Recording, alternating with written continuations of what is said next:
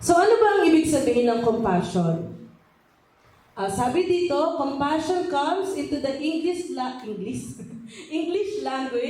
by the way of the Latin root pasio, which means to suffer. So ang ibig sabihin pala ng pasio sa Latin ay to suffer.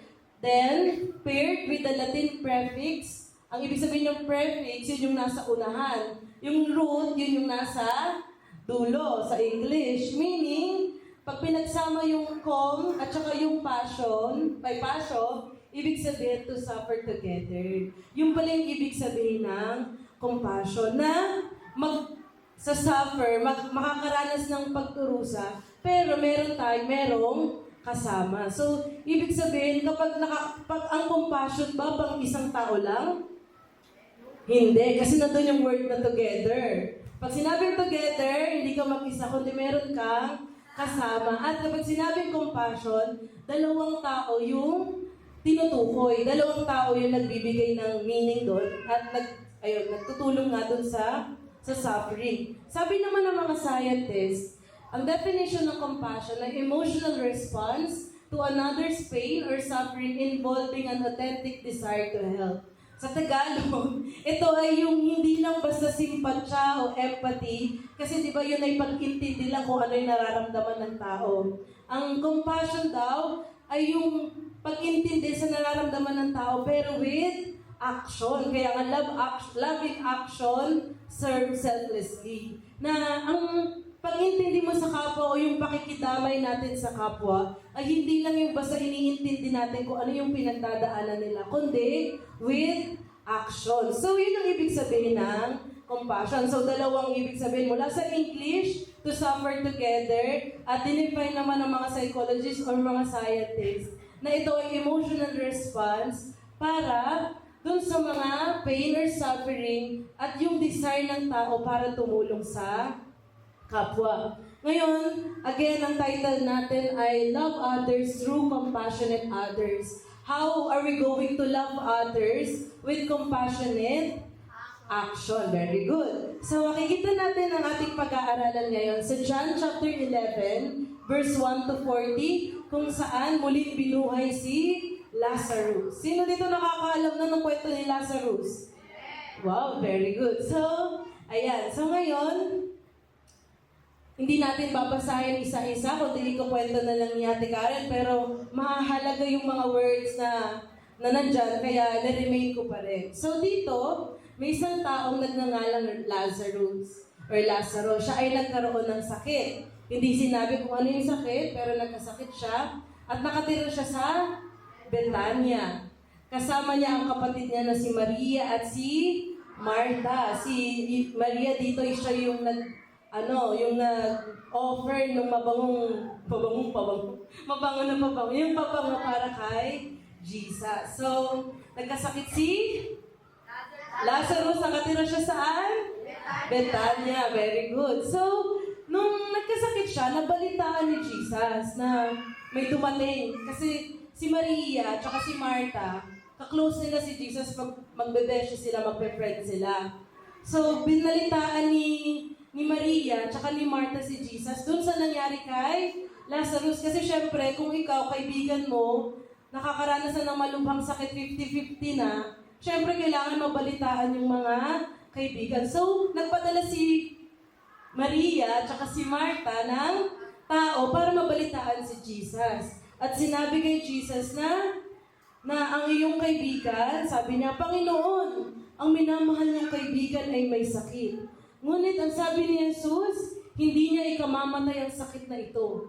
Nangyari iyon upang maparangalan ng Diyos at sa pamamagitan nito'y maparangalan ang anak ng Diyos. So, si Jesus mismo, narinig niya pa lang na may sakit. Alam niya na kung ano yung nangyayari. Sabi ni Lord, hindi nakamamatay yung sakit ni Lazarus, kundi may gagawin ng Diyos na ikakadakila niya at ikakadakila ng anak ng Diyos, which is si Jesus.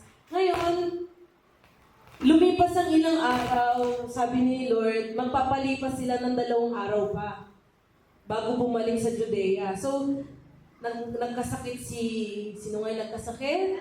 Si Lazarus. Tapos nagpalipas sila ng 2 araw pa. So, hindi pa siya agad-agad bumalik. Nagpalipas pa siya ng 2 araw. At pagkatapos ng 2 araw, tsaka niya sinabing, tara na, magbalik na tayo sa Judea. Puntahan na nila si Lazarus. Pero may nag-react. Nag-react yung apostol. Sabi niya, Rabbi, pag Rabbi, ang ibig sabihin nito ay teacher. Sabi niya, Rabbi, hindi po ba't kamakailan lamang ay pinagtangkaan kayong batuhin ng mga tao? Bakit pupunta na naman kayo doon? Ang background kasi niyan, nagturo si Jesus doon sa Judea.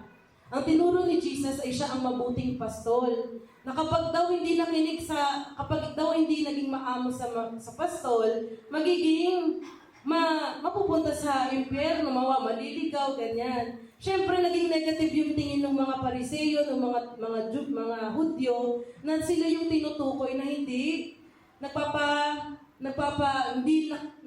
hindi nakikinig doon sa mabuting pastol. Kaya ang ginawa nila kay Jesus noong panahon yun, binato-bato nila si Jesus. Kaya natatakot yung mga apostol na kapag bumalik sila sa Judea, si Jesus ay batu-batuhin ulit. Kaya yun yung sinabi niya, itong mga apostol. Ngunit, ang sabi ni Jesus, hindi ba't may 12 oras? Sabi ni Jesus, di ba mayroong 12 hours sa maghapon? Hindi matitisod ang lumalakad kung umaga sapagkat nakikita niya ang nagbibigay liwanag. Subalit natitisod ang lumalakad sa gabi kasi wala siyang liwanag. Naku, nagmatalinhagang salita na naman si Lord. Parang ang hirap na naman intindihin sa umpisa.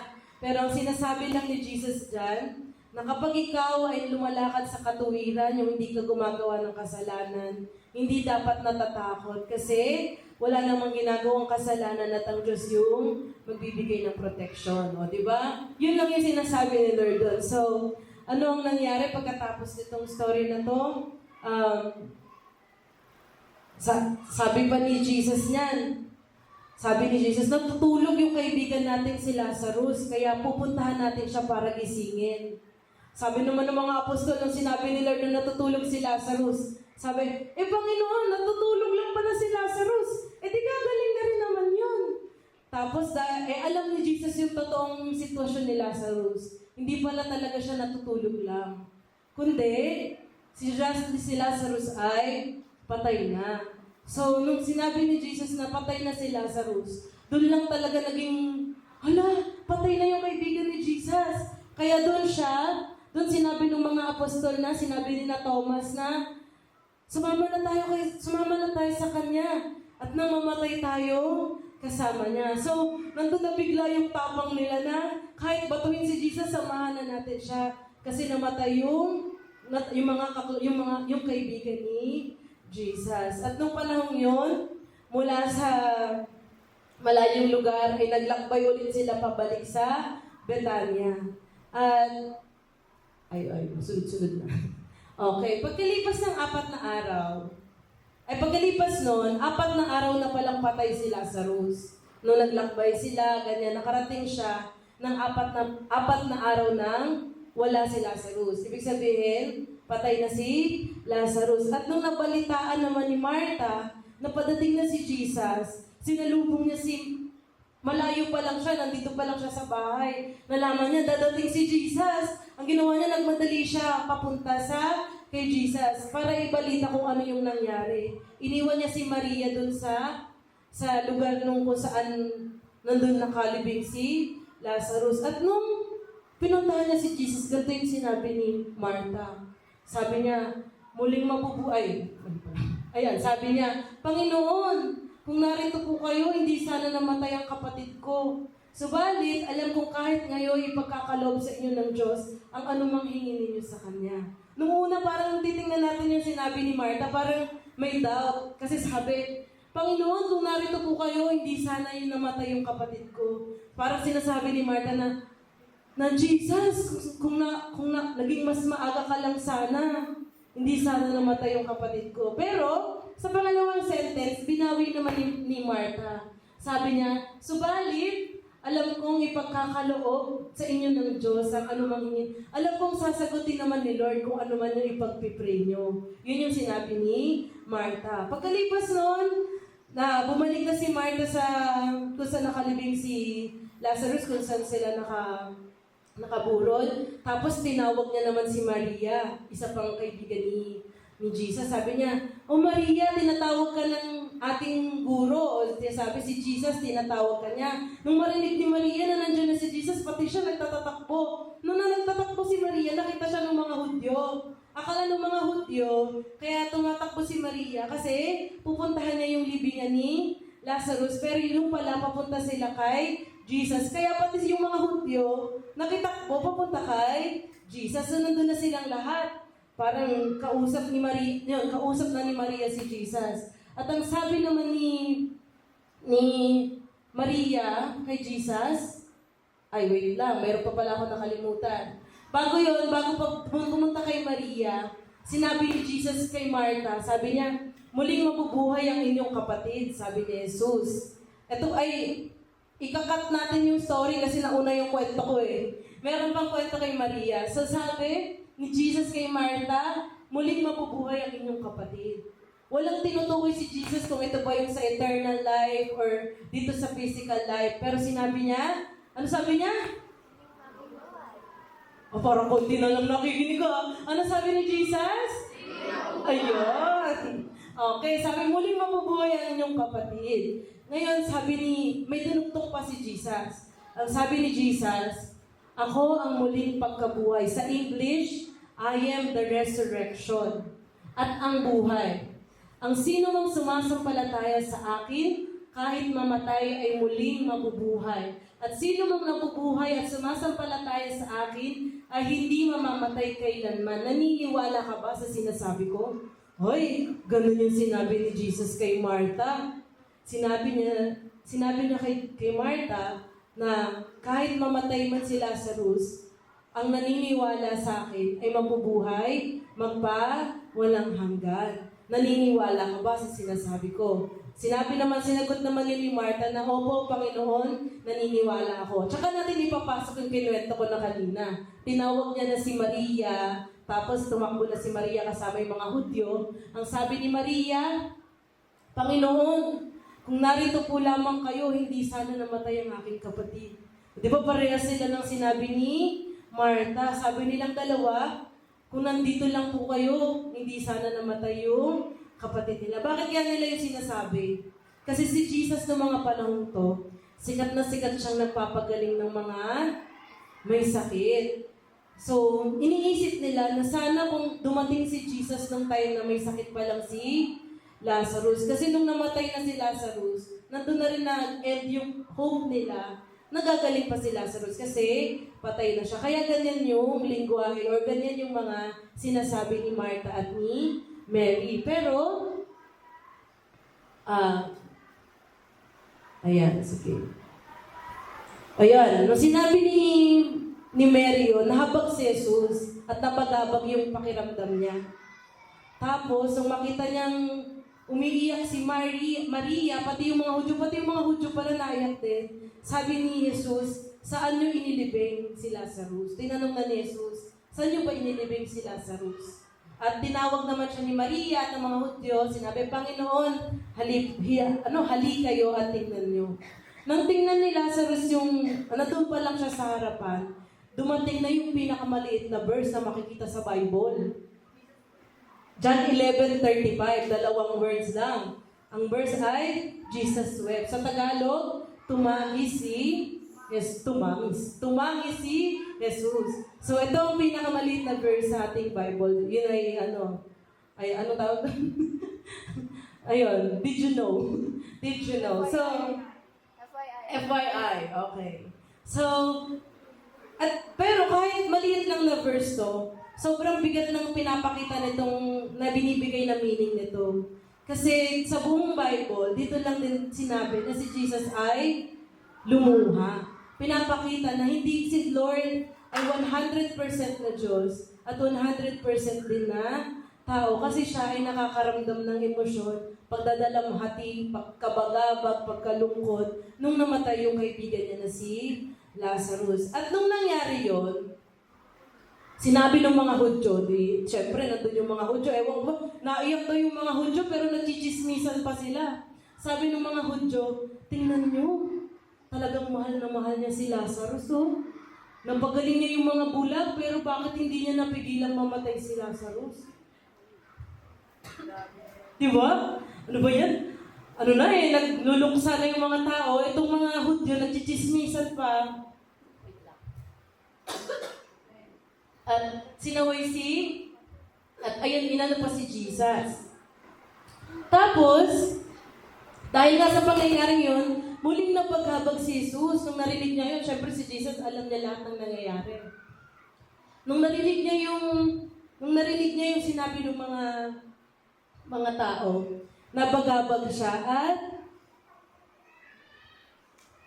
tiningnan niya yung libingan noon, kasi ang libingan hindi yung mga patong-patong. Kuweba siya na may batong malaki. So sinabi ni Jesus nung napagabag siya, sabi niya, alisin niyo ang bato. Tapos nung narinig ni Maria yon, sabi ni Maria, Panginoon! Sabi niya, nangangamoy na po siya ngayon. 4 na araw na siyang patay.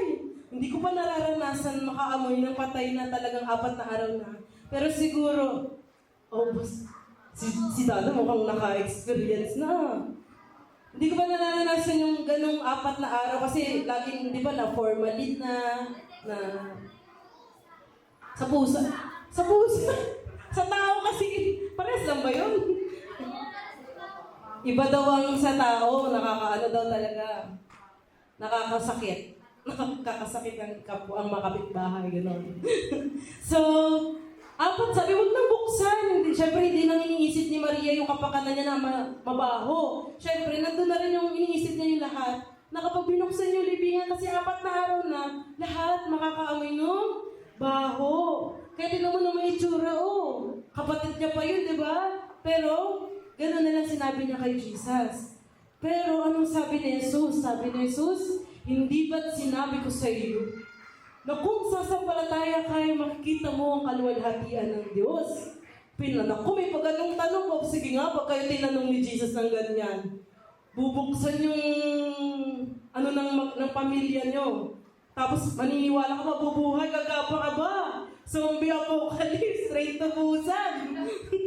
So, pero yun nga yung, ganun ka parang imposible yung nangyayari ng panahon to. Pero syempre, si Jesus yan eh. Dami ng nagawang himala niyan. Kaya, nandyan yung mga, kasama niya pa yung mga apostol. Kaya inalis nila yung bato.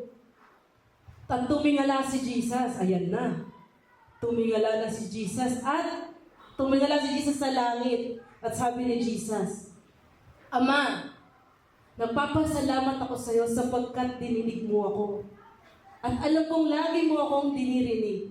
Ngunit, sinasabi ko ito dahil sa mga taong naririto upang maniwala silang ikaw ang nagsugo sa akin. O, diba? Saan kayo nakakita? Wala namang sinabi dyan, Lord, buhayin mo si Lazarus. Kundi, nagpasalamat siya sa Panginoon, sa Diyos. Sabi, alam ko na tinutupad mo ang aking panalangin. At pagkasabi niya na yun, sumigaw si Jesus. Sabi niya, Lazarus! Lumabas ka! Ang hirap pag acting ng voicing. Lazaro! Lumabas ka! At lumabas na si Lazaro. Ang malupit pa, nakabalot pa ng dahilang panlibing. Alam niyo yung mga mami sa Egypt? Yung mga At ayun, nakabalot pa ng telang panlibing, yung kamay at paa, may nakabalot din ng tela pa sa mukha. Talagang fresh na fresh from death. Tapos, inutos ni Jesus na kalagan niya siya at nang makalakad na. Hindi yung kalagan ng aposas. Kalagan yung mga yung mga pambalot. So kung titingnan natin, parang ano daw? Parang, nabuhay si Lazarus. Pagkatapos tumingala ni Jesus sa langit, pagkatapos niyang mag-pray, sumigaw siya, lumabas ka Lazarus. Yung taong patay na ng 4 na araw, ibig sabihin, hindi yung nagpapatay-patayan lang, at umaamoy na nga, nangangamoy na nga, tunay na patay na, pero nabuhay ng Panginoon. So, ganun ang nangyari dito sa story natin. Di ba? Kakaiba. So ito yung story na pagmumulan ng lesson natin ngayon. Na sinasabi nga na, ano na naman yan? Love others through compassionate action. So bago tayo tumuloy-tuloy, sama-sama muna tayo yumuko, pumikit at manalangin. Lord, thank you so much for your grateful, sa iyong kadakilaan, Panginoon, sa iyong kabutihan, sa iyong kapangyarihan na pinakita mo sa amin sa pagbabasa namin ng salita. Salamat, Panginoon, sa mensahe na ipaparating mo sa amin, Panginoon. Gamitin mo lamang ako bilang tagapagsalita mo, Lord. Pero sa bawat mga salita na aking sasabihin, Panginoon, kayo po ang matakila, hindi po ito maging discouragement sa amin, kundi gamitin namin ang lahat ng mga matututunan namin sa buhay para sa ikalalago pa ng aming pananampalataya at pagdakila sa iyong pangalan. Maraming pong salamat. In Jesus' name we pray. Amen. Okay. O sige, buhay pa ba kayo? Bubuhay kayo ni Jesus. Pag kayo patulong-tulong dyan. Ayun, buhay pa. Ako ang mag-uutos na kalagan ng Okay, so diretso na tayo. So ang Book of John, ito ay mula sa libro ng John. So syempre madaming stories kasi ang pinagmulan nitong Lazarus ay pag-rising of Lazarus. Pero siya ay kinuha sa book ng John. Ang sumulat nito ay hindi si John the Baptist, kundi si John na disciple of Jesus. kapatid ni James, anak ni Zebedee ba? Parang may nababasag dyan. Okay? At itong John ay sinulat para to prove, mapatunayan na si Jesus ay anak ng Diyos at nang sino mang maniniwala sa Kanya ay magkakaroon ng buhay na walang hanggan. O, diba? Ano ba yung sikat na verse ng John?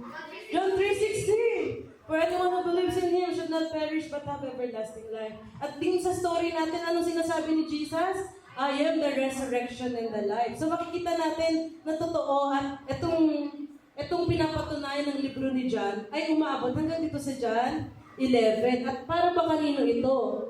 Ito ay sinulat ni John para dun sa mga taong bagong Christian pa lang at dun sa mga hinahanap na hindi pa Christian, so mga unreached people. So, yun. At dun sa settings, makikita natin, or yung lugar ng pinagmulan nila. So, nabanggit naman to kanina, pero ituturo lang natin ulit. So, si Jesus ay nasa dito banda sa Perea. At nandito si Lazarus. Kung makikita natin dito, ganito kaliit, 5 miles. So, bawat ganon, 5 milya yun. So, sobrang layo. Kaya, kung magmamadali si Jesus, late pa rin, anong oras pa rin siya makakarating para tulungan si Lazarus. Talagang kapag ikaw nakakaranas ka ng pagdadalamhati, minsan talaga, nandun na talaga yung pag-OA ng mga nararamdaman. Kung nandito ka lang, alam mo ba, kasi sasabihin ni Jesus, alam mo ba kung gano'ng kalayo yung kung saan ako galing, ganyan. So, ganun kalayo. Tapos, ang laki pa ng paghihirap. Kasi, dito sa lugar na to, si Jesus, bago siya makarating at makatawid sa River Jordan, siya ay pinagbabato pa ng mga Hudyo. Kaya ang hirap bumalik dito kay Lazarus. Pero si Jesus, dahil nga meron siyang compassionate action, hindi lang siya taong, naiintindihan ko yung nararamdaman nila. Pero, kailangan kong magpatuloy sa aking misyon. Hindi ganun yung sinabi ni Jesus. Kundi, bumalik siya sa Bethany. Pinagsabi Tagalog at English. Sa Bethania, para puntahan si Lazarus. Ngayon, kaya nilagay yung Jerusalem dyan, kasi taga dyan yung mga Hudyo. 3 kilometers lang daw yung mga Hudyo sa Bethany. Kaya sobrang dami ng mga Hudyo na pumunta sa Bethany. Ganun pala kasikat si Lazarus. Kaya madaming mga Hudyo yung nandun. Talagang sinundan pa si Jesus ng mga taong bumabato sa kanya. Nandun silang lahat sa Bethany. So yun yung venue, yun yung nangyayari ng lugar na yun. At ang mga karakter natin sa story ay syempre si Jesus, yung mga apostle ni Jesus, yung mga disipulo ng kasama niya, syempre si Martha at si Mary, si Lazarus na nabuhay, ang mga Hudyo na nakikiramay doon sa burol na ito.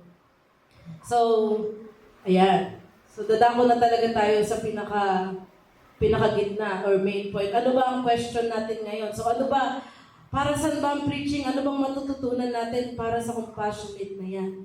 So ang tanong natin ngayon, what are the barriers to expressing compassion?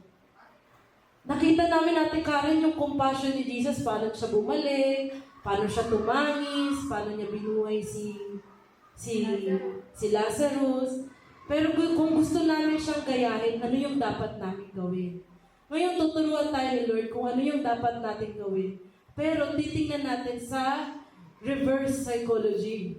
Ano ba yung mga barrier na dapat mga hadlang na hindi natin gawin para, o ano ba yung mga hadlang na iiwasan natin para magawa natin yung compassion? Kasi puro kung uutusan lang natin yung sarili natin, di ba medyo parang, ay, gano'n lang pala, gano'n lang pa. Ngayon, tingnan natin kung ano yung mga ginagawa natin na nagiging hadlang para magawa natin yung ginagawa ni Jesus. So, ito na, umpisahan na natin. Ready na ba kayo? Triple A to. 3 AAA battery. Unang-una. Okay. Anxiety. Saan kaya yung nakita ni Ate Kari? Barrier, hadlang para maipakita yung compassion, yung pagtulong na may action ay anxiety. So dito sa verse 8, umpisa pa lang ang story natin. Verse, di ba, 1 to 40, grabe, ang dami ng story natin. 1 to 40. So sa verse 8, sabi ng apostol, Rabbi, huwag na tayong bumalik doon. Babatuhin kakabato lang sa atin, parang di ba tayo nadala? Babalik ulit tayo, babatuhin lang tayo, baka tayo ang mamatay. Patay na si Lazarus, mamamatay pa tayo. Ganun yung mga ano yung sinabi sa Bible, nasa isip ko lang yung director isip ni Ate Karen. So yun yung pag-aalala na meron ng mga apostol. Ayaw nilang bumalik kasi meron na silang pinagdaanan. Ngayon, ano ba ang anxiety? Anxiety is a defense emotion that arises when we receive a reminder of a terrible experience from the past. So kapag ang isang tao may pagdaan ng past na masama or pangit or masamang experience, sitwasyon, di ba kung nandito ka na sa present, pinagdaanan mo yun, babalik ka pa ba doon? Parang hindi ba ako natuto? Babalik pa ako doon? Parang ganon. Kaya ka nagkakaroon ng anxiety sa isip mo na nag-iisip ka ng madami. Babalik ba ako doon kasi nangyari na yun sa akin Kaso pag di ako pumunta doon, sayang yung pagkakataon, sayang yung opportunity. Doon na pumapasok yung anxiety sa isip ng tao. Ang dami nakaranas niyan nung pandemic. Dahil di ba, alam mo na kung ano yung mangyayari kapag lumabas ka. Pero kailangan ko lumabas kasi wala kaming makakain. Ang dami nakakaranas no anxiety. Kaya, nararanasan nila yung negative emotion, which is nga yung anxiety. At yun din yung naranasan ng mga apostol ng panahon to. Sabi nila, pinagdaanan na natin, nabato tayo. Babalik tayo doon? Para lang puntahan si Lazarus? Mas madami naman tayong ibang matutulungan tao. Magdidiretso-diretso na tayo. Ganun. So, merong mga ganong klase ng isip. So, kapag may ganitong klase ng isip, sa tingin nyo, tayo na mismo yung mag-judge. Makakatulong ba tayo sa kapwa kapag puro ganun yung kaisipan natin, puro pag-aalala? Hindi, sarili pa lang natin. Sa isip pa lang natin, na-stuck na tayo, di na tayo makakahakbang. Kasi puro, ang labanan ng anxiety, ang labanan nun sa isip pa lang, wala ka pang ginagawa. So, doon pa lang, iniisip pa lang natin yung mga pinagdaanan natin noon, nagiging hadlang na yun para magawa natin yung kalooban ni Lord. Hindi natin nagagawa yung kung ano yung gusto ng Diyos sa buhay natin. At sa point na to, yun nga yung nararanasan ng mga apostol or mga alagad ni Jesus, dahil para question na nila si Jesus sa pagdalaw kay Lazarus. Ngayon may isa pa.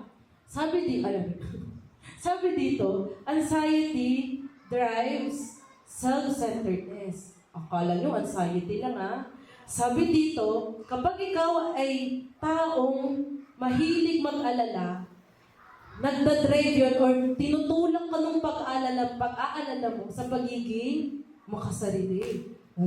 Naku, sinong maalalahanin dito? Walang tataas ng kamay. Tatago natin yan. Sino yung pag-alala? Ibig sabihin nun, Kapag tayo ay mapag-alalang tao, maraming iniisip lagi, tinutulak tayo ng pag-aalala na iyon sa self-centeredness or pagiging makasarili. Kasi bakit? Kasi kapag ikaw ay maalalahanin, nagkakaroon ka ng insecurity tungkol sa iyong value, sa iyong safety, sa iyong pagkatao, pinag-aalala ka dun sa mga bagay na yun sa buhay mo. At kapag hindi mo nararanasan yun, nai-insecure ka dun sa mga taong nakakaranas nun. Kaya tinutulak tayo ng anxiety sa pagiging makasarili. Kasi malapit tayo dun sa kainggitan, dun sa mga taong hindi nakakaranas nung nararamdaman natin. At ang anxiety, sinasabi dito, that the anxiety that drives negative self-centered action causes more anxiety. Ano daw, Ate Karen? Ang anxiety, nagtutulog pa ng anxiety? Tama po ang pagkakaintindi natin. Kapag tayo na-anxiety sa isang bagay, tinutulak natin yung sarili natin maging makasarili. Tinutulak pa lalo natin yung sarili natin makasarili na nga tayo, may anxiety pa tayo, lalo pa tayo magkakaroon ng anxiety. Kasi kapag nag-aalala ka, nagtumira ka sa pag-aalala mo, sa kadadali ng pag-aalala mo, syempre sa pag-aalala pa rin, hanggang malubog ka na sa puro pag-aalala. Kung hindi tayo aahon dun sa anxiety. Kaya ang sinasabi dito in English, the anxiety that drives negative self-centered action causes more anxiety. Ngayon, ano ba yung mga anxiety? Ano ba yung mga, ang dami kasi ito ay may 13 causes of anxiety. Pero pumili lang ako ng 3. Kasi kung iisa-isay natin yun, baka sa unang points pa lang, matapos na tayo. So una, isa sa mga cause ng anxiety, para lang magka-idea tayo magkaroon ng more of an example of this, ay thinking there's something physically wrong with you. Kung iisipin naman natin, talagang kapag ikaw ay nakakaramdam ng mga symptoms na sakit or cancer or kung ano man, talagang dadating yung anxiety, normal naman talaga yun. Pero ang hindi normal ay kapag puro sarili mo na lang yung tinutukan mo. Alam niyo ba na madami ang natutuluyan magkasakit dahil lang kakaisip na meron silang sakit. Dahil parang, may sakit ako. Hindi na ako abot bukas or sa susunod. Ibebenta ko na lang. Pag ganun yung isipan ng tao, talaga, magsusunod na talaga yun ng will. Last will. Kasi yun na yung naiisip niya. At kapag ganun yung naiisip niya, nawawalan na siya ng pag-asa. Malaki yung probability na hindi na talaga siya gumaling. Ganon yung klase na nagagawa ng anxiety sa sarili natin. Kapag tayo nagpo-focus lalo sa mga bagay na problema, lalo na our physical bodies, kapag naman problema tayo, may sakit ako, may lagnat ako. Hindi ako makatayo, hindi ako makakasimba, makaka-permitting. Nako. E di lalo nang matutuluyan na baka hindi lang sakit magkatrangkaso na. Kasi minamahal ang sakit. So, kapag gano'n yung inisip natin, doon sinasabi na anxiety causes more anxiety. Kapag ikaw may anxiety, talagang bibigyan mo yung sarili mo ng anxiety. So, top 1 yan. Siyempre, physical. Kapag naramdaman mo yan, automatic yan. Automatic din yung mga parts of the body mo na makakaramdam din ng anxiety. Next, worries about your loved one. Siyempre, pagmamahal sa pamilya. Nakitang-kita ko nga nung preaching ni Kyla, puro family yung binato niya ng bola. So, ayan, family. So, pag-aalala sa mga mahal sa buhay, di ba? Huwag nyo na anuhin, kahit ano na, hindi na ako, basta yung pamilya ko. Ganon. Hindi mo na iniisip yung sarili mo, yung pamilya na lang. O kapag gano'n puro anxiety tungkol sa pamilya, mas mahal mo na yung pamilya mo kaysa sa Diyos, kaysa sa buhay mo. O ano matutulad nun sa atin? Tayo lang din yung yung pamilya mong inaalala mo, masaya na ikaw. Puro pag-aalala. Ano ba? So, sarili lang natin yung pinaparusahan natin pag gano'n. So, kagaya din kanina, if we have kung mapapakalubog tayo sa anxiety, tinutulak lang din natin yung sarili natin sa mas malalim na anxiety. And last one, akalain nyo to, pangatlo pala to. Ayaw po kasi aminin ng mga tao eh. pangatlo to eh. Ano nakalagay? Money. Nakakapas pala ng anxiety yung money. Paano kaya? Paano kaya nagkaroon? Ay nako, wala nga lang pambili ng pagkain. Nagtutupak na sa isang tabi. Money pa talaga. Ito yung isa sa pambili ng kung ano-ano mga luho. O diba? So paano tayo makakapagtulong sa iba kung suporta pa lang sa sarili mo, kulang na. O diba? Kapag tayo may ganong klase ng anxiety na, wala na nga eh. Ha? Pangano ko na nga to eh. Everyday takoyaki ko na, nakabudget na ako. Naka-everyday takoyaki ko na to. Pag binigay ko isa, wala ako, maubusan ako. Pag gano'n ang kaisipan, anxiety mo. Anxiety mo, ang damo. Matutuluyan talaga tayo sa pagiging madamot at yung anxiety na laging mauubusan. Kasi nga, madamot. O diba? Kung makikita natin, babalik tayo sa sinasabi natin kanina. The anxiety that drives negative self-centered action causes more anxiety. Ano ang may tutulong nito? A downward spiral of misery. Pag sinabing downward spiral, pag ganun daw misery. Ano ang tagal ng misery? Pagdurusa. Miserable. Ganun. Magiging miserable. Kapag tayo nagpakalugmok sa anxiety, wala tayong kahantungan, kundi pababa ng pababa lang at pagiging miserable lang ng buhay natin. Palubog ng palubog. At maiaahon lang natin ang sarili natin. Mamaya na. Meron pa. Okay. So ngayon, meron ako ipapakitang video. So pakiready po ang sound baka walang sound. So ang ipapakita nating video ay isang illustration. Makaka-relate ang mga bata nito. Isang illustration kung paano nagpapanik ang anxiety sa isip ng tao. So ito ay ginawa ng movie na Inside Out 2 at makikita natin yung pagpapanik ng isang emotion na pinangalanan si anxiety. Okay.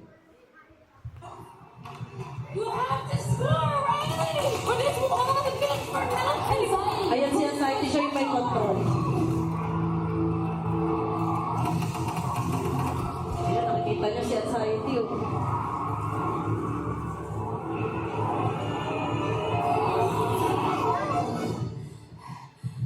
Ayan. Horror.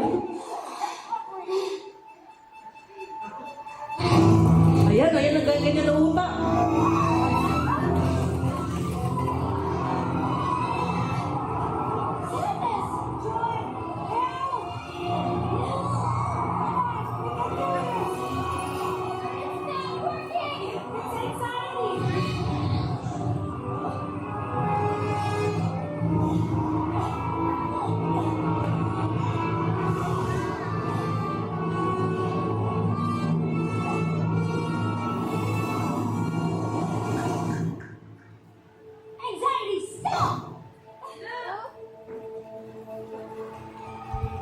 Ayun na, naturete na. You don't get to choose who Riley is.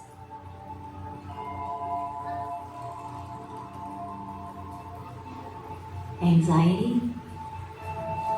May iyak din siya, You need to let her go.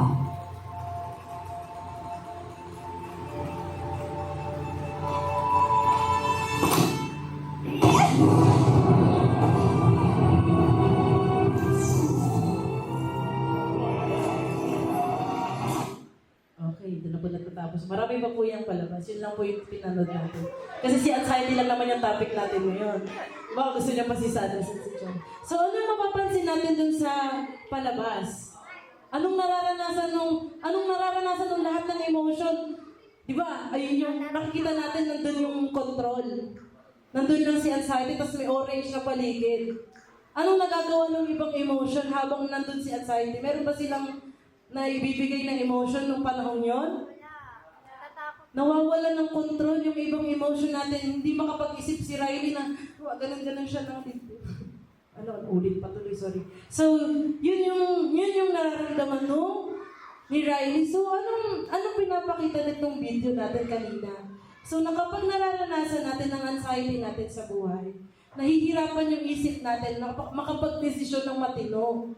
Kasi, parang natatagtad tayo ng lahat ng desisyon sa buhay, hindi natin alam kung ano yung pipiliin natin.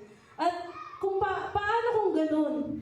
Sa tingin mo ba, kapag ikaw nakaranas ng ganung klase, yung pinagdadaanan ni Riley, yung anxiety mo, hindi na alam ang gagawin. Makakapagsimpatya pa ba tayo sa tao? Magkakaroon ba tayo ng empathy or sympathy? Hindi natin maiisip ang ibang tao noon kasi ang iniisip natin, paano natin naayusin yung sarili natin? Emotion nga ng isang tao, nagkakagulo na silang lahat sa loob. Paano pa makakaabot ng tao, ng kapwa? Diba? Kung titingnan natin yan, kung sympathy or empathy pa lang, hindi mo nga maintindihan yung ibang tao dahil sarili mo yung iniintindi mo. Paano pa magagawa yung compassion with action? Mas mahirap kung magagawa yung compassion na doon natin makikita din yung kahalagahan so paano nga natin paano natin matutulungan yung sarili natin sa ganitong mga uri ng pagkakataon. At dito nga pumapasok yung ini-implement ng ating church na pagkakaroon ng pagbabasa ng Bible at pagdidevotion.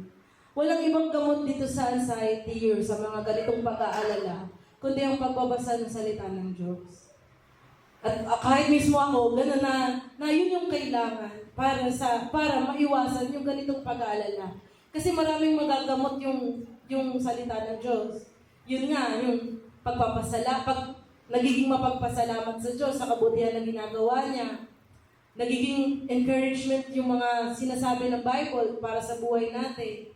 At yun na, paano natin desisyonan yung bawat mga desisyon natin sa buhay, nakikita natin kung ano yung kalooban ng Diyos.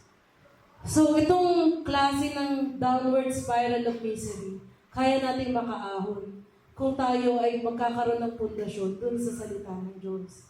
Hindi tayo palubog kung tayo may kakapitan. At wala tayong ibang makakapitan, kundi ang Panginoon lang. Kahit kasi gamot, halimbawa yung mga psychological na gamot para kumalma ka, dadating ang panahon, mawawala din yun. Pero ang gamot na binibigay ng Panginoon, syempre, di ba, ang gamot may hours lang. Pero ang binibigay ng Panginoon, yun yung klase na hindi ka magkukulang kasi hindi niya binibigay ng one time, big time, kundi daily ng buhay natin. So, at kagaya din ng sinabi ni Joy, dito kung narinig nyo kanina, sabi ni Joy kay anxiety, sabi niya, anxiety, hindi mo kontrolado si Riley. Si Riley kasi yung tao. Hindi mo kontrolado si Riley, let go mo na. Ganun din ang gagawin natin sa buhay natin kung nararanasan natin yung anxiety.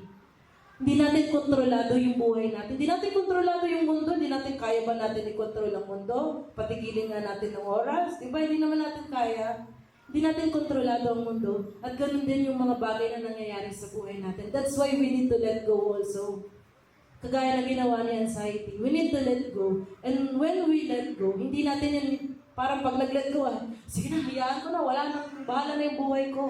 Hindi ganon, kundi sa Lord patungo, surrender kay Lord, isuko natin sa Panginoon. Kapag nag-sorry naman tayo sa Diyos, hindi naman sasabihin ni Lord na, pang 1,001 mo na yung sorry Hindi naman sasabihin ni Lord yun, kundi magiging welcome si Lord, lalo na kung yung puso natin, sincere, dun sa pagsasorry.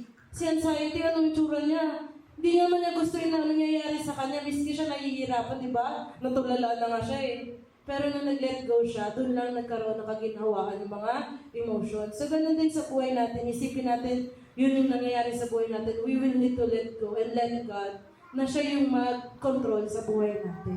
So, balik tayo sa kwento. Baka tayo masyado nang lumalayo.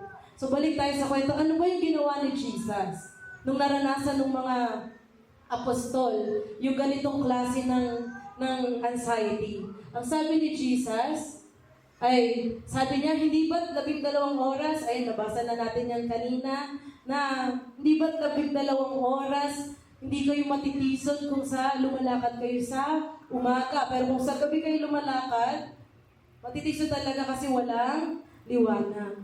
So, ano ginawa ni Jesus dito? Binigyan niya ng assurance yung mga apostol na kapag tayo sama-sama naman tayo lumalakad sa katiwiran. Ano kung batuhin tayo ng mga tao? Mamamatay ba tayo, mapupunta sa impyerno?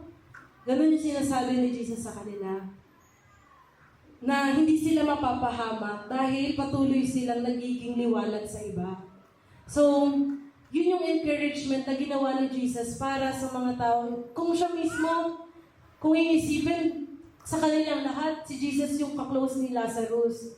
Pero siya ba nagpadaan sa anxiety? Kundi nag-focus siya dun sa assurance na kapag ako nalakad sa liwanag, alam ko na hindi ako madadapa dahil nakikita ko yung daanan. Nandyan yung liwanag.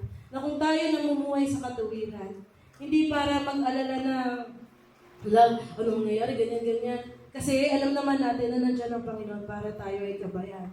Pero hindi ko sinasabi na wala na tayong alalahanin, kundi syempre nandun pa rin yung isip natin kung paano natin pagdidesisyonan ng matalino yung mga bagay-bagay sa buhay natin. Pero hindi para magpaka-anxiety na tayo na wala na tayong maiisip na ibang bagay kasi nagpakalugmok na tayo dun sa downward misery, spiral of misery. So, number 1, hadlang ay ang anxiety. So, kita-kita naman natin kung paano siya nagiging hadlang para hindi natin magawa yung compassion, pagkakaroon ng compassion. At bukod pa pala doon, sinabi din sa Philippians 4, sabi nga, ipadama ninyo ang lahat ng inyong kabutihang loob. At sinabi sa verse 6, huwag kayong mabalisa tungkol sa anumang bagay, hingin sa Diyos ang lahat ng kailangan sa pamamagitan ng pananalangin may pasasalamat at ibibigay ng Diyos ang kapayapaan.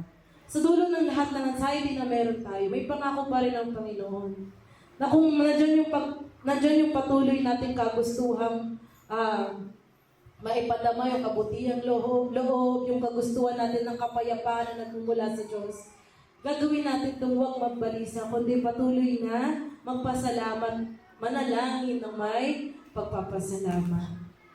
Kaya yun yung sagot para maiwasan natin yung anxiety. So pangalawang point, letter A. Absence of faith. Una, anxiety, ngayon, absence of faith.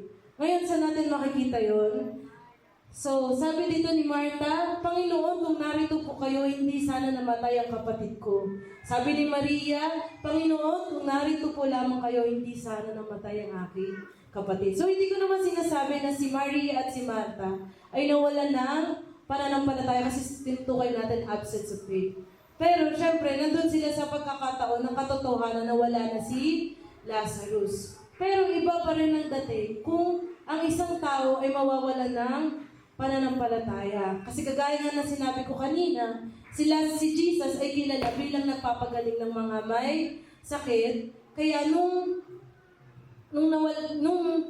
namatay si Jesus, syempre, namatay si Lazarus, nandun yung pagkawalan ng pag-asa ni Maria at Martha na magumaling si Lazarus. At dumating pa yung verse 5 na mahal ni Jesus ang magkapatid na si Martha, Maria at Lazaro. Gayunman, nagpalipas pa siya doon ng 2 araw mula nang mabalitaan may sakit si Lazarus. Ngunit alam niya na mahigit na plano ang Diyos. Dumating pa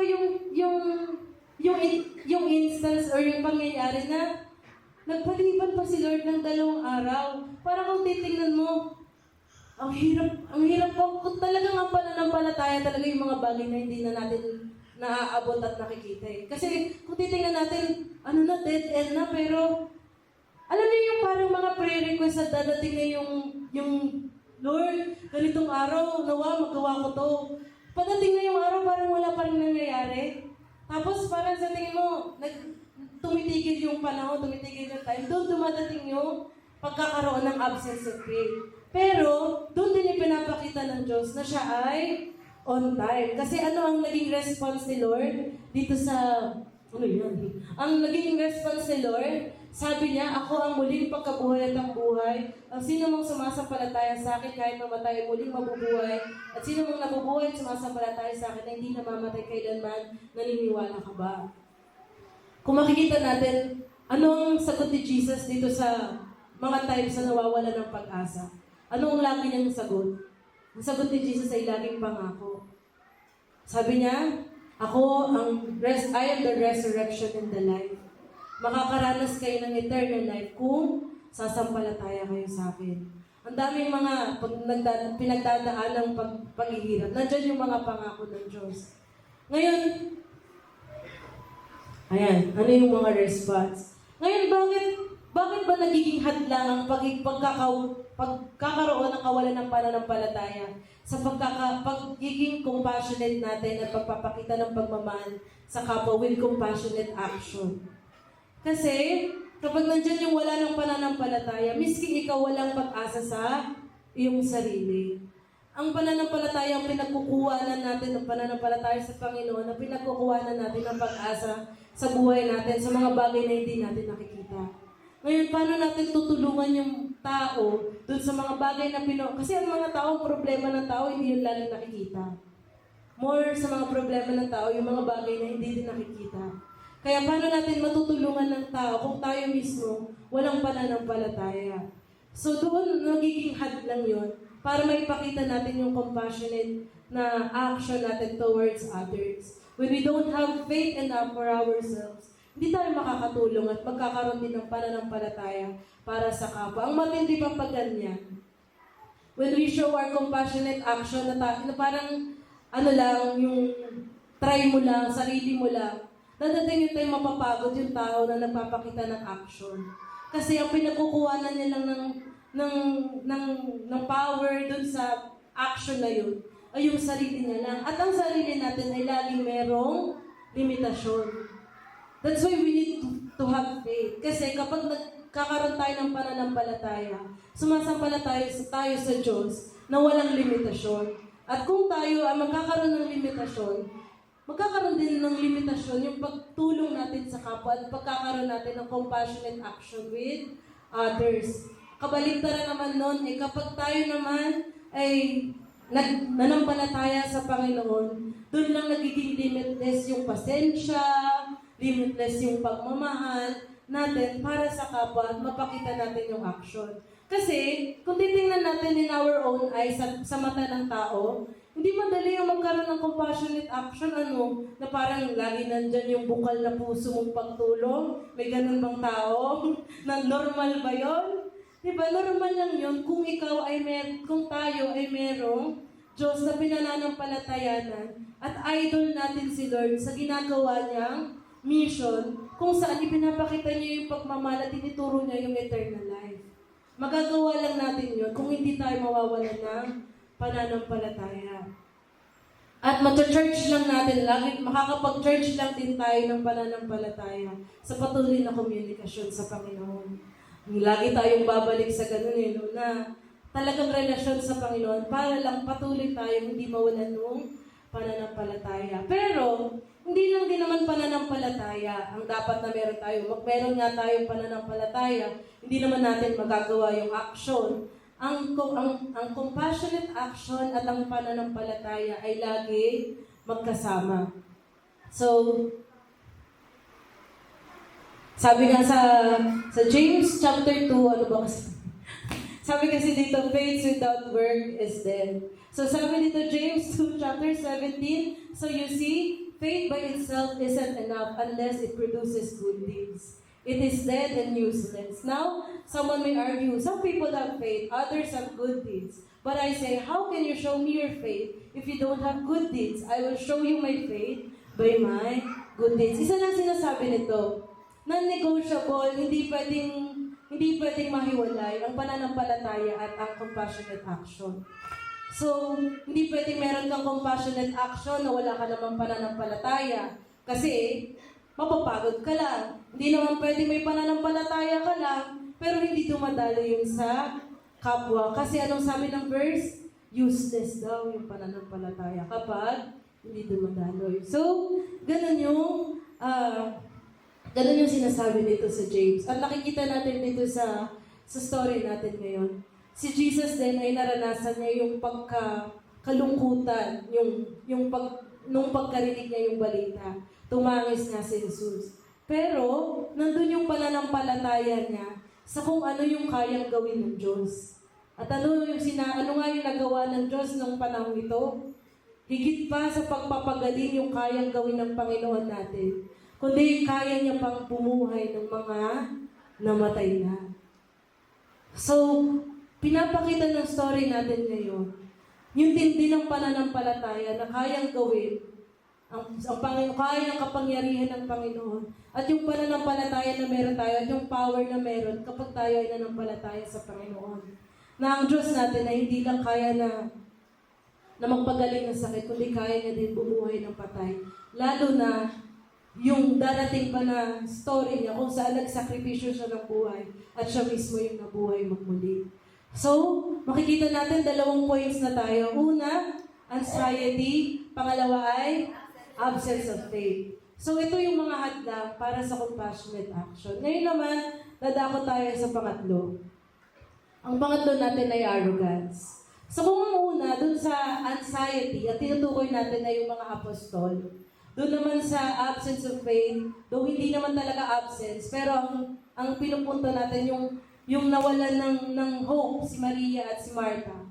Dito sa arrogance, yung mga Hudyo naman, na nag-iiyak-iyakan tapos nanlalait pa kay Jesus. So dito, makikita natin sa verse, sabi, ano nga yung sinabi nila, babalikan lang natin. Sabi niya, tingnan niyo, mahal na mahal na si Lazaro. Napagaling niya nga yung mga bulag, bakit di niya napigilang mamatay si Lazarus? Ano ba ang arrogance muna?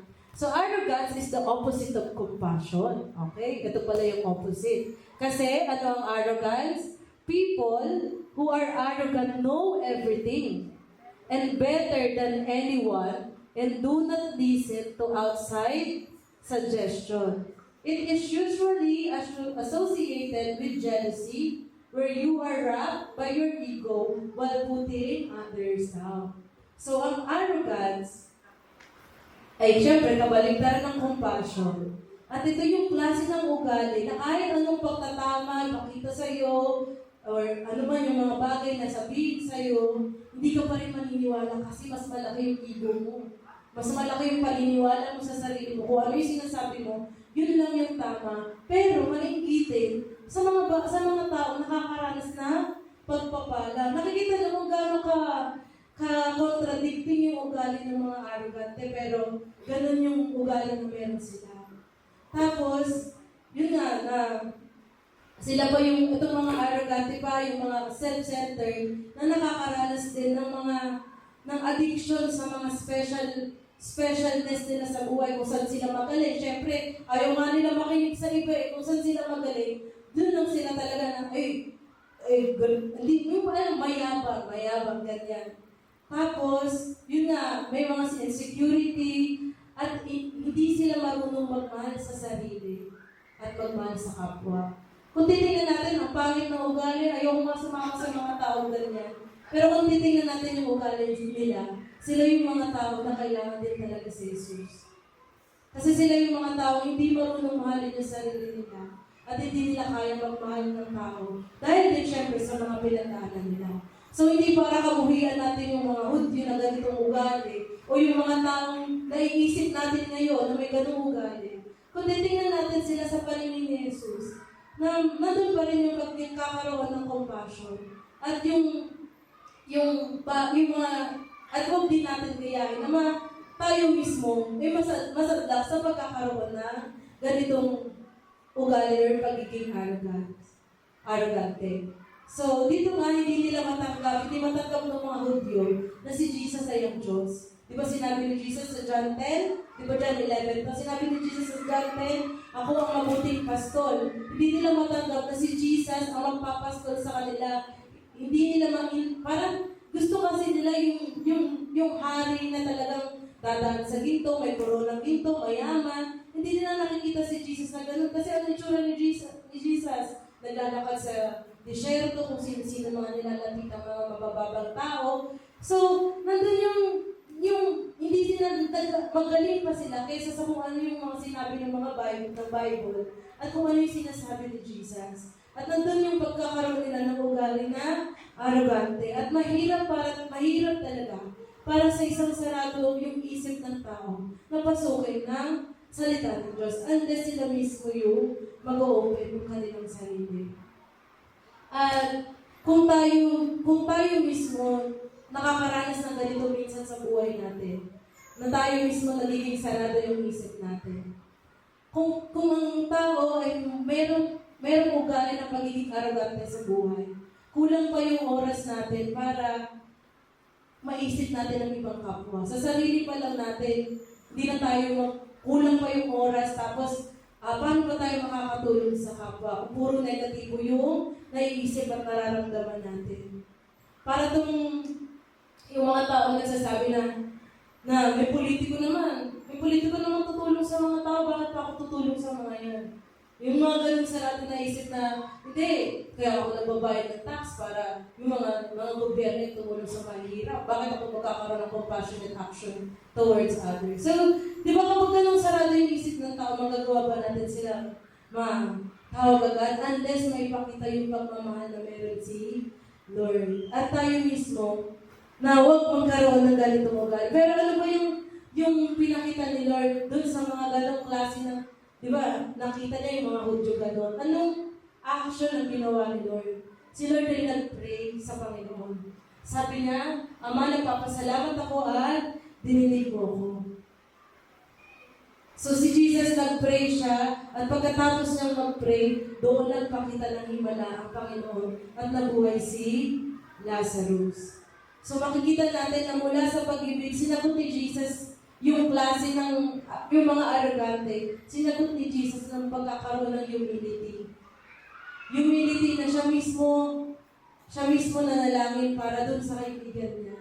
Siya mismo may kagustuhan, bumaling yung mabuhay yung kaibigan niya. At dun sa pag-ibig na yun, sa pananalangin, ang kaibigan niya ay muli nabuhay. Ngayon may nakakita akong research kasi nagre-research ako about sa compassion.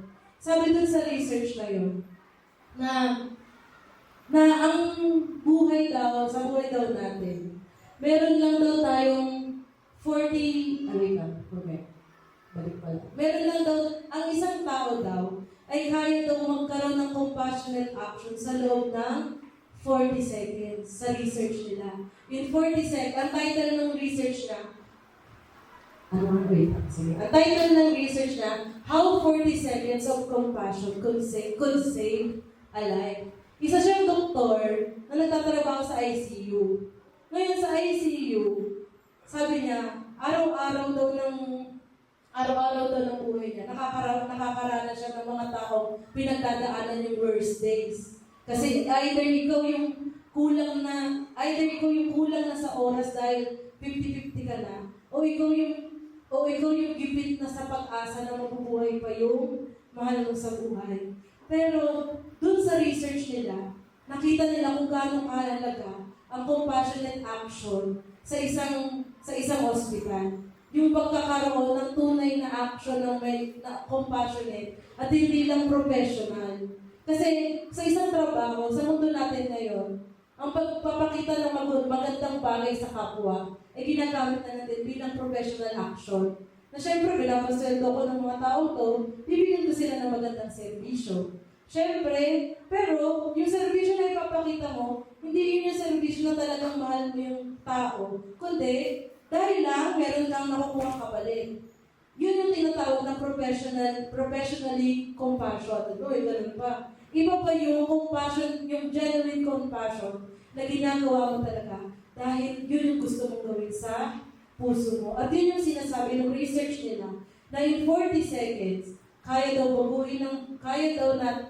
ng compassion mabago at magbigay ng pag-asa sa buhay ng isang tao. Hindi ko pinalo yung buong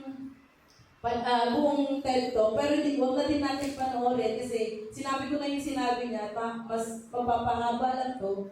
Pero yun yung sinasabi dito dun sa sinabi niya, na in 40 seconds, ang ginawa ng oncologist, nag-letter siya dun sa may sakit, na sabi niya, alam kong mahirap yung pinagdadaanan mo.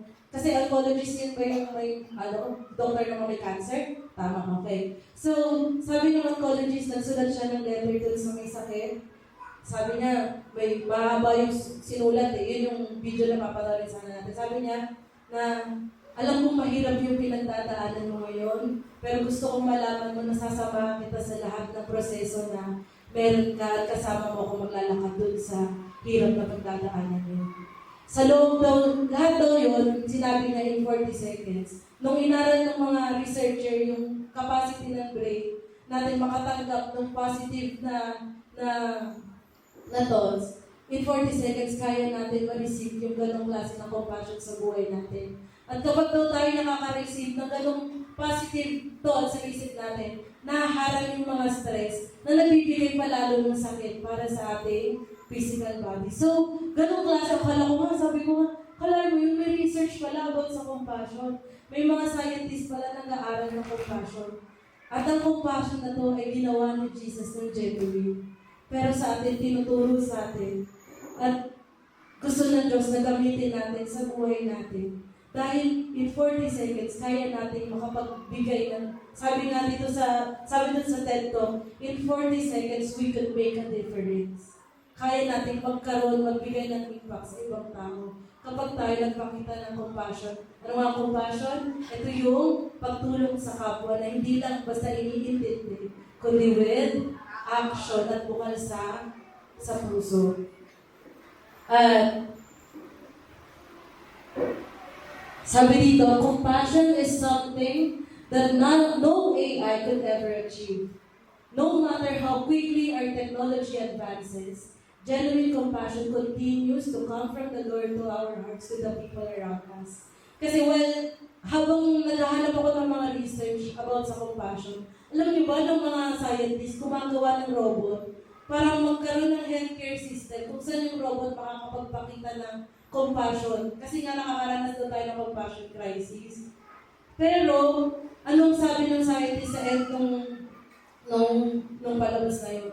Sabi nila, hindi daw nila kayang gawin ang kahit anong AI na makakapagpakita ng compassion. Na makakapagpakita ng genuine na pagtulong sa kapwa na may pagmamahal. Walang AI, kahit gano'ng ka-advance pa yung technology natin, hindi magagawa ng AI na magpakita ng ganitong klase ng pagmamahal sa kapwa. Kundi, nanggagaling lang yun sa Panginoon, papunta sa puso natin at papunta sa ating kapwa. So kahit gano'n pa ang version ni ChatGPT at ng mga robot, hindi yun magagaya yung compassion na kayang ibigay ng Diyos at kaya natin ibigay sa kapwa. Mapalitan naman ng mga robot yung mga buhay, yung mga kung ano mang ginagawa natin. Pero yung compassion, hindi yun mapapalitan.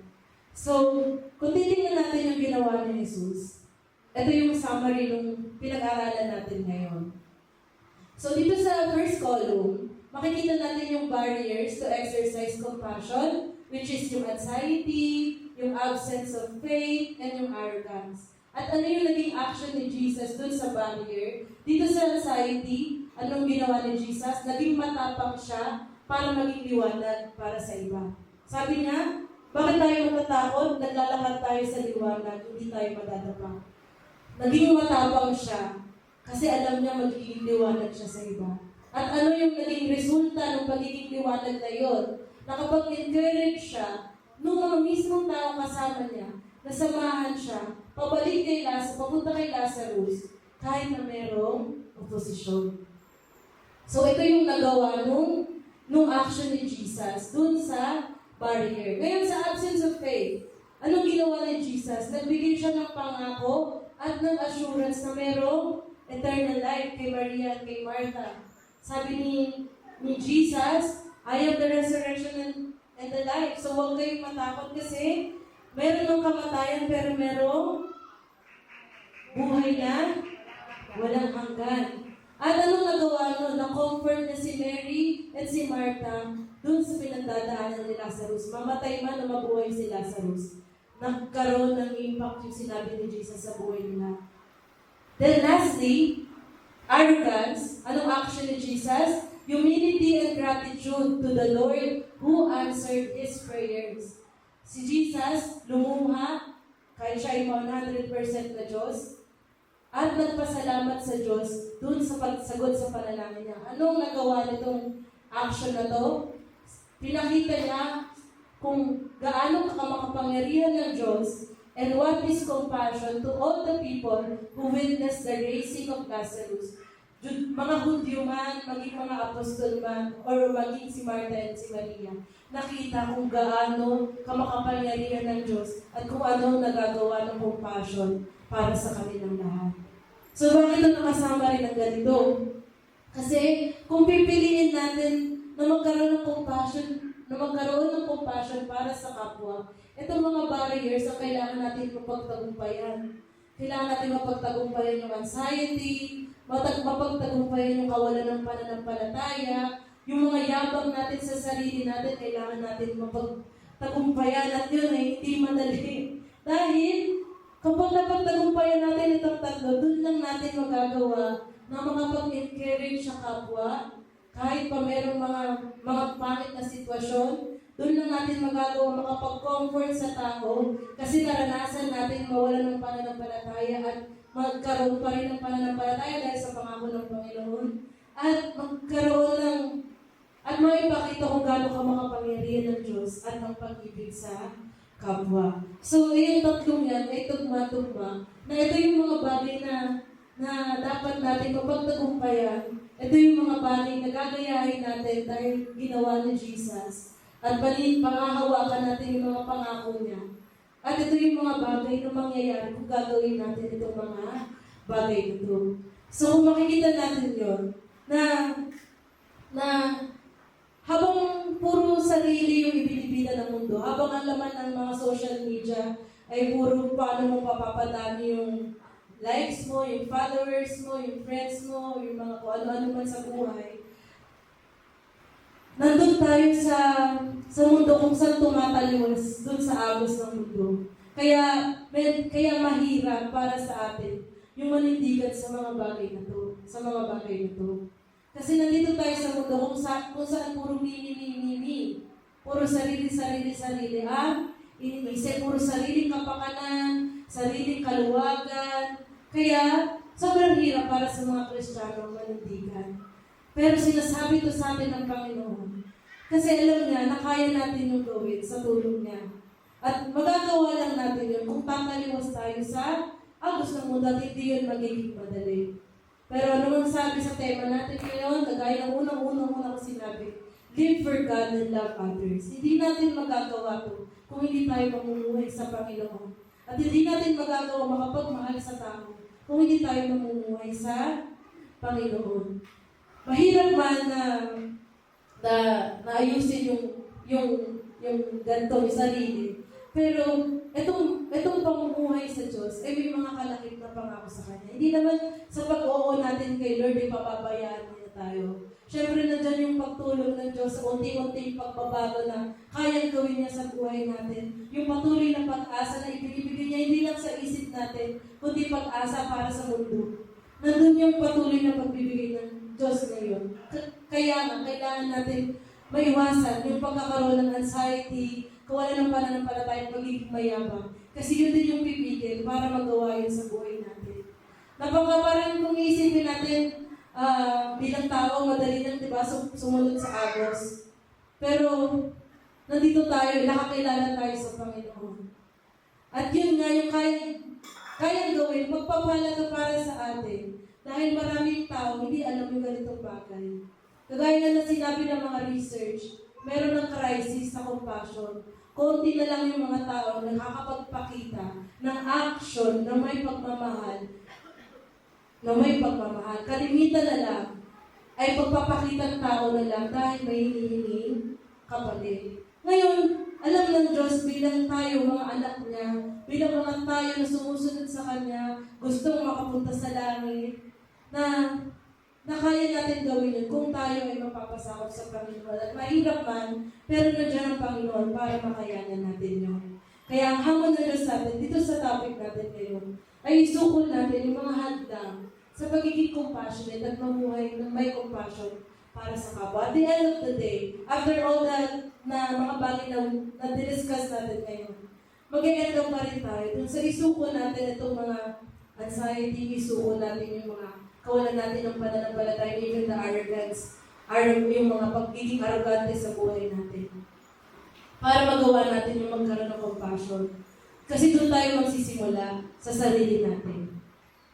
Yung desisyon na mag-let go dun sa mga bagay na pinanghahawak. Akala ba natin mga bagay lang na material? Pero mga action, mga pagkukugali din natin ay kailangan natin ibigay sa Panginoon para magawa natin yung pagkakaroon ng compassion sa kapwa natin.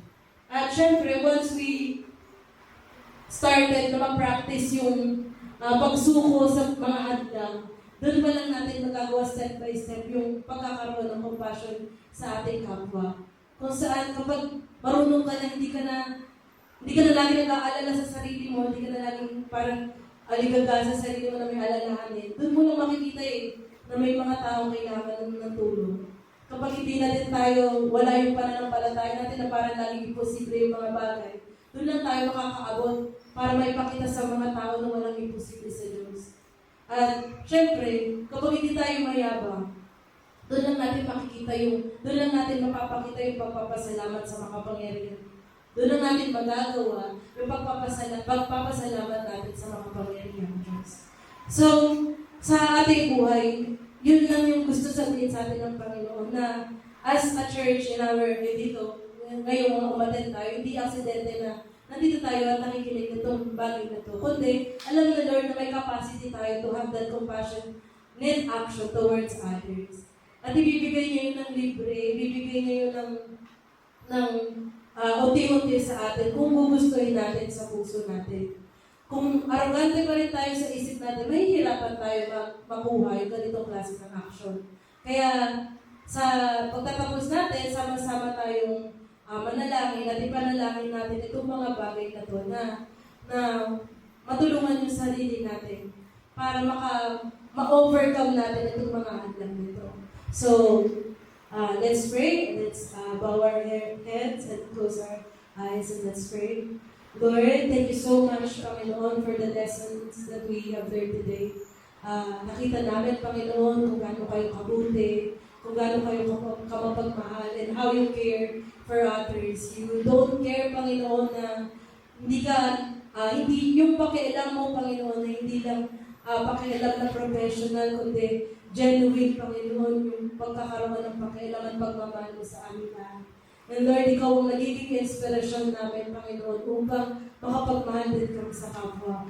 Lord, itinataas namin ang aming mga sarili, Lord God, yung humihingi po kami ng kapatawaran, Lord, sa mga times na basta umuna yung pagkabalisa namin. Nakakalimutan namin yung kaya mong gawin, Panginoon, na Ikaw yung Diyos na buhay patuloy. At Lord, tinataas namin, Panginoon, ang mga pagtagumpayan namin ng anxiety. The same sa absence ng pananampalataya, Lord. Patawarin mo kami, Panginoon, sa mga times na nalilate yung kaisipan namin na Ikaw yung may control at Ikaw, Panginoon, ang kayang gumawa ng mga imposibleng bagay. And also, Lord, sa mga times na mas malaki pa yung sarili namin kaysa sa mundo na meron kami. Lord, tinataas namin na kayo, Panginoon, yung tumulong sa amin upang makapamuhay ng may pagpapakumbaba, upang sa pagpapakumbabang iyon, Ikaw ang aming maitaas.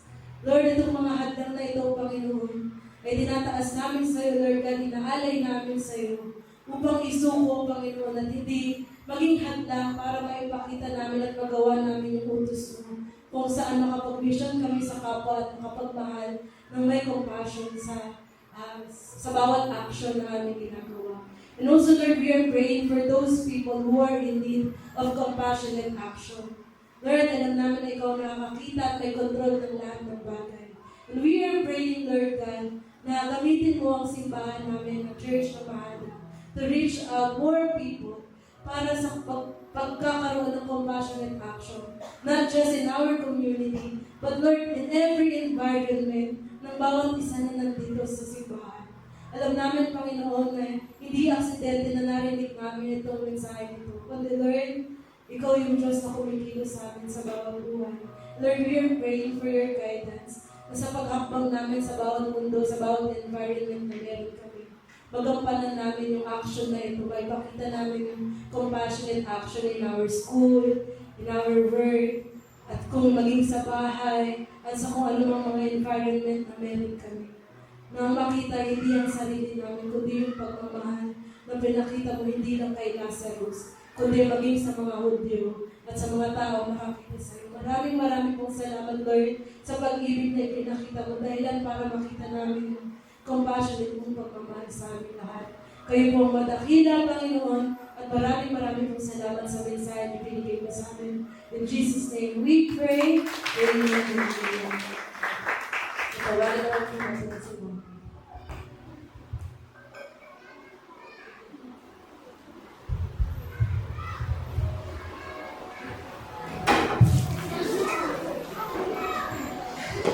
Hello.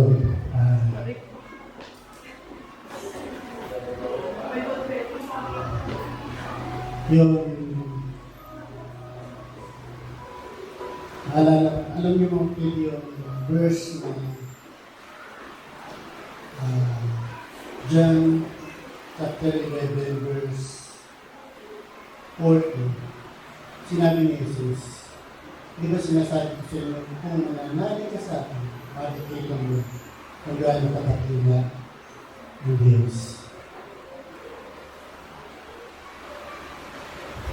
Isa sa paborito ko itong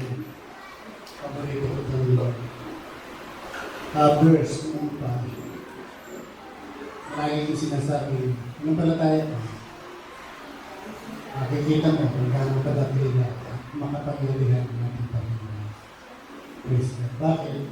Kasi ganun yung ating Diyos na pinananampalatayan ng ating Panginoon Jesus.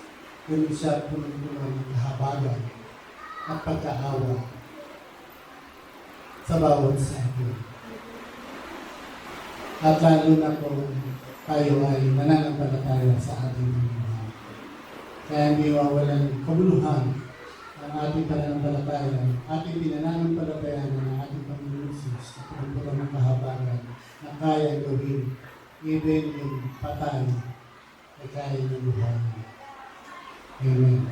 How much more pa yung mga bagay na ating pinag-aalala at alam ng tatlong points o yung unang punto sa anxiety, kakulangan ng pananampalataya at pagiging mayabang sa ilang ating sarili. Pero kung ito'y papatanan natin, mga kapatid, pananampalataya natin sa ating Panginoon Jesus. Wow! Hallelujah! Ang kahabagan, ang kadakilalan, ang kabutihan ng Diyos, hallelujah, ating matatamasa sa ating buhay. Amen!